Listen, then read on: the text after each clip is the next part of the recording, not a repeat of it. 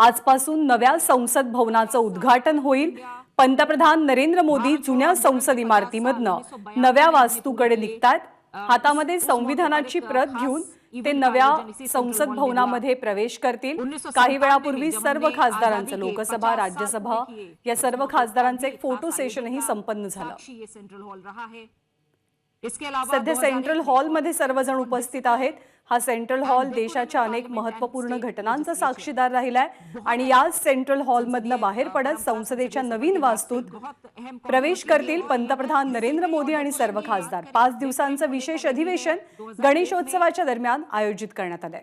200वां session Rajya Sabha का 2003 में उसका साक्षी ये सेंट्रल हॉल रहा है। इसके बाद 150 सालों की यात्रा, जो भारत की आजादी की पहली लड़ाई थी, उसकी 150 सालों की यात्रा 2007 में हमने पूरी की। इसका भी गवाह ये सेंट्रल हॉल रहा है। अब हम 2012 की तरफ रुख करेंगे, जब हमने भारतीय संसद के 60 साल का सफर पूरा किया सेंट्रल हॉल में। उस मौके पर भी अहम चर्चा हमने देखी, अहम कार्यक्रम हमने देखा। जीएसटी का इंप्लीमेंटेशन, एक देश एक कर व्यवस्था जीएसटी 2017 में कार्यक्रम का आयोजन इसी सेंट्रल हॉल में। नेशनल लेजिस्लेटर्स कॉन्फ्रेंस 2018, इसके बाद हिरेन मुखर्जी मेमोरियल लेक्चर्स, इसका भी गवाह रहा है। जितने आपले प्रतिनिधी प्रशांत कदम सध्या आपल्या सोबत आहेत। प्रशांत, हे काही अखेरचे क्षण आहेत या जुन्या वास्तूतले सेंट्रल हॉल खरं तर अनेक ऐतिहासिक घटनांचा साक्षीदार राहिलाय। त्या सेंट्रल हॉलला सुद्धा आज अलविदा म्हणण्याची वेळ आली आहे। नक्कीच जेव्हा राज्यसभा आणि लोकसभेचं संयुक्त अधिवेशन बोलवायचं असतं किंवा राष्ट्रपतींना संबोधन करायचं असतं, राष्ट्रपतींचं अभिभाषण असतं, त्यावेळी सेंट्रल हॉलमध्ये सगळे खासदार जमतात आणि या सेंट्रल हॉलमध्ये खूप ऐतिहासिक घटना सुद्धा झालेल्या आहेत। म्हणजे पंडित जवाहरलाल नेहरू यांचं जे पहिलं भाषण आहे ते सुद्धा नियतीशी करार वालं, तर ते भाषण सुद्धा या सेंट्रल हॉलमध्ये झालेलं होतं आणि या सेंट्रल हॉलमध्ये सर्व खासदारांचा हा शेवटचा क्षण आहे। जुन्या संसदेपासून नव्या संसदेपर्यंतचा प्रवास पायी होणार आहे। अर्थात अगदी समोरासमोरच ही बिल्डिंग आहे, फारसं अंतर नाहीये, पण एक प्रतिकात्मक वाटचाल स्थलांतराची जी आहे ती आज होणार आहे। पंतप्रधान स्वतः संविधानाची प्रत घेऊन या नवीन इमारतीत प्रवेश करतील असं म्हटलं जात आहे। सगळ्यांना उत्सुकता आहे की नवीन संसद, नवं कामकाज काय नेमकं होतंय। महिला आरक्षण विधेयकाची खूप चर्चा आहे, पण हे विधेयक आज येईल अशी शक्यता नाहीये, कदाचित उद्या किंवा परवा। त्यातही 21 तारखेची चर्चा आहे की ज्या दिवशी हे विधेयक जे आहे ते संसदेच्या पटलावरती येऊ शकतं। ज्या नवीन वास्तूमध्ये आज प्रवेश केला जाईल सर्व खासदारांसह, लोकसभेचे अध्यक्ष इथे आलेत, त्याची माहिती आपण आपल्या प्रेक्षकांना देऊयात। ओम बिर्ला आलेले आहेत, पंतप्रधान नरेंद्र मोदींसोबत आहेत। प्रशांत, ज्या नव्या वास्तूमध्ये आता सर्वजण जातील अगदी थोड्याच वेळात, काही मिनिटात, ती वास्तू बांधण्यामागचा हेतू नेमका काय सध्याच्या सरकारचा? खरं तर सरकारनं हे स्पष्ट केलेलं होतं की स्वातंत्र्याचा अमृत महोत्सव होत असताना त्या पार्श्वभूमीवरती नव्या संसदेमध्ये कामकाज व्हावं। 1927 सालची ही आत्ताची इमारत आहे आणि तेव्हा ब्रिटिशांनी त्यांच्या काउन्सिलच्या कामासाठी ही इमारत बांधलेली होती, ज्याचं नंतर संसदेमध्ये रूपांतर झालेलं होतं। खरं तर आयकॉनिक अशा पद्धतीची ही जुनी इमारत पण आहे आणि जेव्हा सुरुवातीला हा प्रस्ताव आला तेव्हा अनेक विरोधी खासदारांचं म्हणणं हे होतं की म्हणजे विदेशातल्या ज्या काही संसदेच्या आयकॉनिक इमारती आहेत त्या अगदी 200-300 वर्ष टिकलेल्या आहेत, तर त्या पार्श्वभूमीवरती इतकी घाई का केली जाते। पण काही गोष्टींची कमतरता जी आहे ती नक्कीच जाणवत होती। उदाहरणार्थ खासदारांच्या ज्या आसनाची व्यवस्था आहे त्या ठिकाणी थोडीफार असुविधा जी आहे ती खासदारांना होत होती। त्याच्यानंतर जर एकत्रितपणे सेशन करायचं असेल तर सेंट्रल हॉल तर इथं आहे, पण सगळ्या सुखसोयी म्हणजे की प्रत्येक पक्षासाठी कार्यालय किंवा म्हणजे मंत्र्यांची कार्यालय असतात ती सुद्धा अपुरी पडत होती आणि या सगळ्या पार्श्वभूमीवरती अत्याधुनिक अशी इमारत असावी हा हेतू होता। त्या पार्श्वभूमीवरती हे सगळं काम सुरू झालं आणि शेवटी 28 मे 2023 ला या इमारतीचं उद्घाटन झालेलं होतं। अच्छा, उपराष्ट्रपती, लोकसभेचे अध्यक्ष, पंतप्रधान नरेंद्र मोदी, सर्व वरिष्ठ मंत्री, सर्व पक्षीय नेते आता या क्षणी सेंट्रल हॉलमध्ये उपस्थित आहेत। प्रशांत, एखादं संबोधन वगैरे होण्याची शक्यता आहे का? साधारणपणे अर्ध्या ते पाऊण तासाचा कार्यक्रम आहे. ठिकाणी संबोधन जे आहे ते नक्कीच होऊ शकतं, कारण एकत्रितपणे हे सगळे खासदार या ठिकाणी जमलेले आहेत आणि गणपती प्रतिष्ठापनेचा मुहूर्त जो आहे तो निवडण्यात आलेला आहे. जरी मे महिन्यामध्ये उद्घाटन झालेलं होतं तरी पावसाळी अधिवेशनात कुठलंच कामकाज या नव्या इमारतीत झालेलं नव्हतं आणि आज या स्थलांतराचा श्री गणेशा जो आहे तो गणपतीच्या मुहूर्तावरती होतोय. बघावं लागेल की पंतप्रधान या सगळ्या औचित्यावरती काही बोलतायत का. रणप्रशांत, हे पाऊल फक्त एका इमारतीतनं दुसऱ्या इमारतीत टाकलेलं पाऊल नाही, खूप मोठा राजकीय इतिहास या पावलासोबत पुढे जाणार आहे. अनेक घटनांचे आपण कदाचित या नवीन वास्तूत गेल्यावरती साक्षीदार होऊ.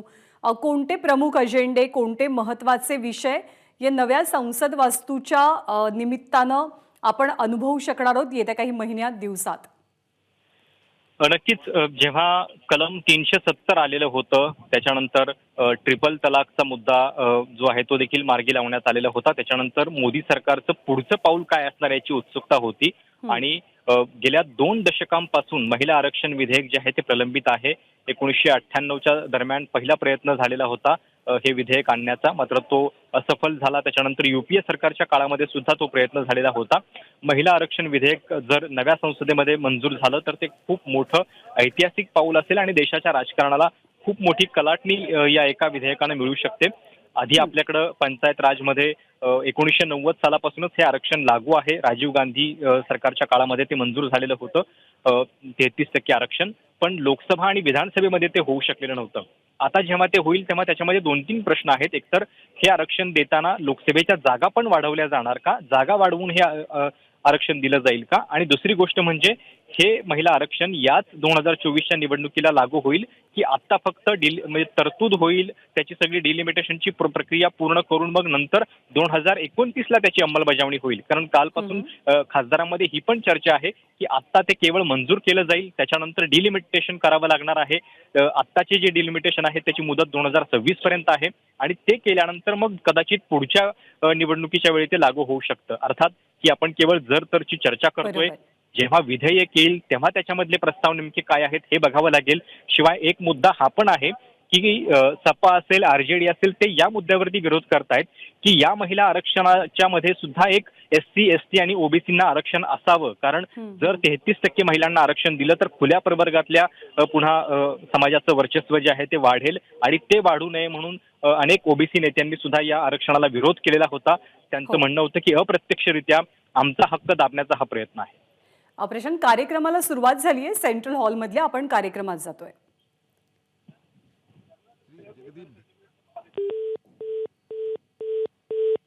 Occasion. I welcome the most popular, dynamic, Honorable Prime Minister Shri Narendra Modi ji, who has been real force behind giving us the new temple of democracy in the shape of new state-of-art Parliament House building, which is emerging as a symbol of Atmanirbhar Bharat. I also welcome Honorable Speaker Shri Om Birla ji, Deputy Chairman Rajya Sabha Shri Harivansh ji, Leader of the Rajya Sabha Shri Piyush Goyal ji, Leader of the Opposition Rajya Sabha Shri Mallikarjun Kharge ji, Leader of the largest opposition party in the Lok Sabha Shri Adhir Ranjan Chaudhary ji, all my colleague ministers, other senior leaders, fellow MPs from both the houses of the parliament, to this function which has been organized to commemorate the last sitting of both the house held yesterday in the respective chambers. Today onwards, our two houses of the parliament shall have their sittings in the new Parliament House building. We all know that this central hall has witnessed transfer of power from Britain to Bharat. The formation and adoption of our constitution by the Constituent Assembly has been host to some very important occasions like rollout of GST, one tax, one nation, a finest example of cooperative federalism in our parliamentary democracy. There were 3 joint sittings of both the houses of the parliament for resolving the deadlocks under the Article 108, that is the Dowry Prohibition Bill 1959, the Banking Service Commission Repeal Bill 1978, Prevention of Terrorism Bill 2002. You all know that Lok Sabha and Raj Sabha were sitting in this building since 13th May 1952. Along with all my fellow members of the parliament and other stakeholders of this parliament, I am very happy and enthusiastic about the functions of the 2 houses of the parliament henceforth from the new building, which is the symbol of new and emerging Bharat, paving the way for the developed nation as envisaged by Prime Minister by 2047. At the end, I would like to say that our journey so far is marked by excellent achievements, memorable experience, difficult challenges, remarkable milestones. As we go ahead, let us learn from our previous experiences so far and reaffirm our commitment to our historic democratic values and tirelessly work for the betterment of the person last in the queue. Jai Hind. बहुत बहुत धन्यवाद मान्यवर। अब संबोधन हेतु मैं आमंत्रित करना चाहूंगी लोकसभा में कार्यकाल की दृष्टि से वरिष्ठतम वर्तमान संसद सदस्य श्रीमती मेनका गांधी जी को।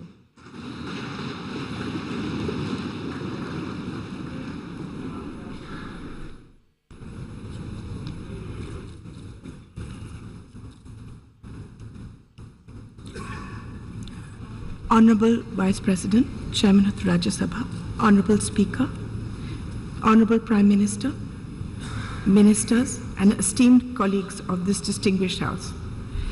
Actually, I'm as surprised to be here as you are to see me.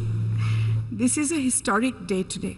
I'm proud to be part of this historical moment when a government under the leadership of Prime Minister Shri Narendra Modi ji has undertaken to repair the deep-rooted asymmetry and to give an equal share in India's future to all of us women. I'm grateful for the honor you have given me of speaking about my years in Parliament.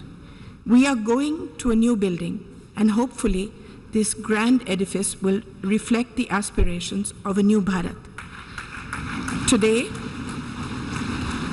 I have been entrusted with the responsibility of addressing this esteemed assembly as the most senior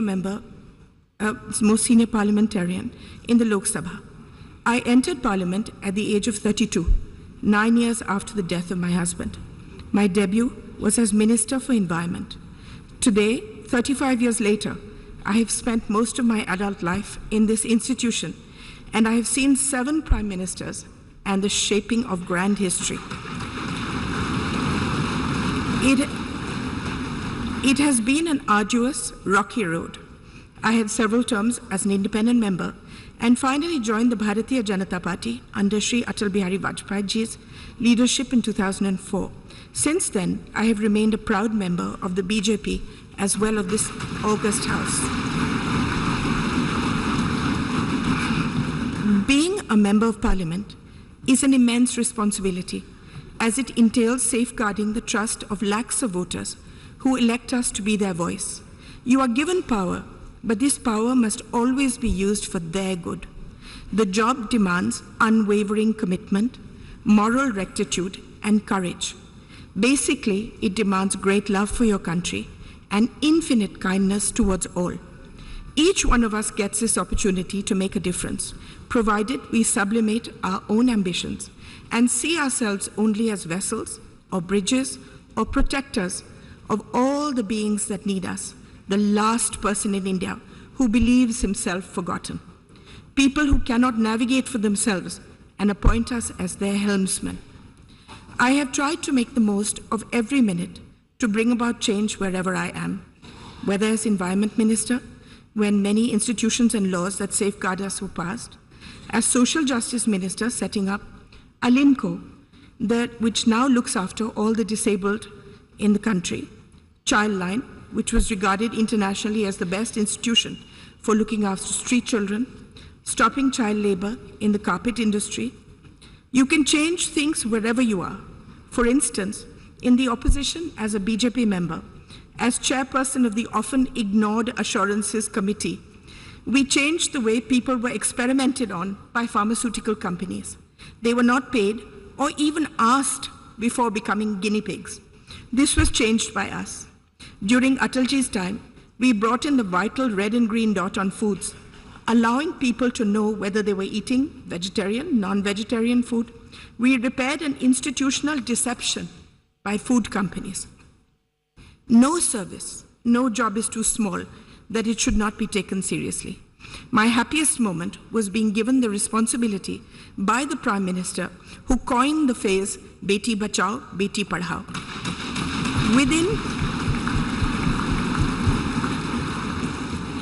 Within 2 years, we changed the thought of the country, the entire thought of the country, and the statistics show that it is a lasting change. From 130 women per 1,000, a shameful statistic, it rose to 950. Crores of girls were saved. Not only that, it is now seen as a shame and a crime to do away with girl children, whether in the womb or newly born. Now that we are going into a new building, a new phase, I want to tell all the young people here that politics is never fulfilling unless you have a grand passion and a commitment outside it, unless a fire of curiosity burns within you. No service is too small in the service of Mother India. What I have learned is that each constituency is your family. Within my family, there are a million microcosms of individual families. Each of them depend on us. We are a part of their lives as they are of ours. ABP माझा, उघडा डोळे बघा NEET.